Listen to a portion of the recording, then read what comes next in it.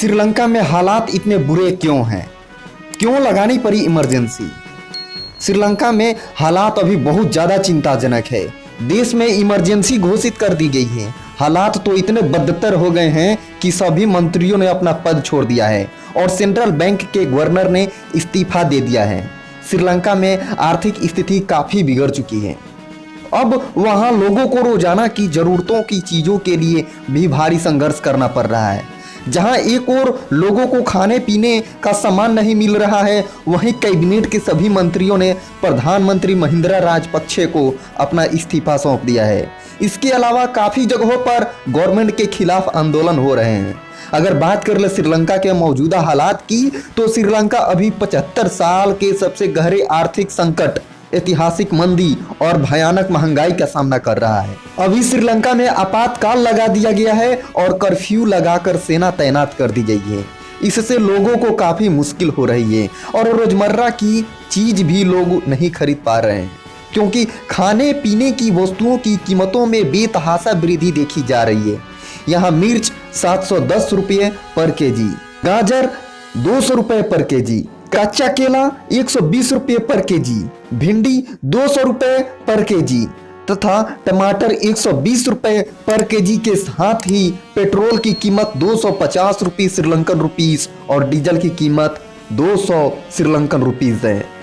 आखिर हालात इतने बुरे कैसे हो गए? इसके कई कारण बताए जा रहे हैं। इसमें टैक्स में छूट सबसे बड़ा कारण बताया जा रहा है। साल 2019 के आधार में राष्ट्रपति गोटाबाया राजपक्षे ने टैक्स को काफी कम कर दिया था। रिपोर्ट के अनुसार श्रीलंका में वैट को 15% से घटाकर 8% कर दिया गया था और इससे देश के सरकारी खजाने में हर साल 60,000 करोड़ श्रीलंकन रुपीस का नुकसान होने लगा। इसी वजह से वैश्विक स्तर पर श्रीलंका को काफी नुकसान हुआ और सरकारी खजाना भी लगातार कमजोर पड़ता गया। इसके अलावा कोविड-19 ने भी श्रीलंका के अर्थव्यवस्था को एक बहुत बड़ा झटका दिया। बता दें कि श्रीलंका की अर्थव्यवस्था में 10% योगदान पर्यटन उद्योग का है, जो कोविड के कारण काफी अधिक प्रभावित हो गया था। इससे बेरोजगारी बढ़ गई और लोगों के पास बिल्कुल भी पैसा नहीं बचा। इससे उभरने के लिए सरकार ने काफी नए नोट छाप दिए और हालात लगातार बिगड़ गए। फिर डॉलर के मुकाबले श्रीलंका की मुद्रा काफी गिर गई। ऐसे में मुद्रा का मूल्य गिरने के कारण श्रीलंका का विदेशी भंडार खाली हो गया। श्रीलंका में पैसे की आमदनी कम होने पर लगातार कर्ज बढ़ता गया और विदेशी कर्ज भी उसी के हिसाब से बढ़ता गया।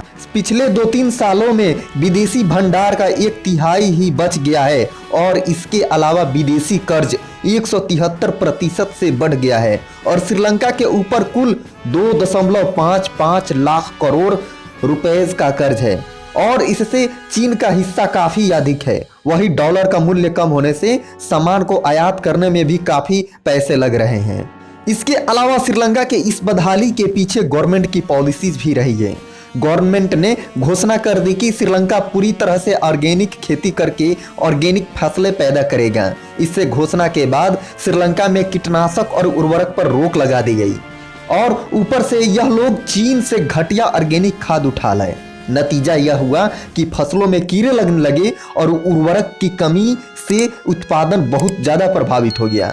ऊपर से श्रीलंका सरकार ने विदेशों से पाम ऑयल आयात पर भी रोक लगा दी और आज हालात यह है कि लोग खाने के लाले पड़े हैं। अगर वीडियो इन्फॉर्मेटिव लगा हो तो नीचे वाला लाल बटन दबा के चैनल को सब्सक्राइब कीजिए।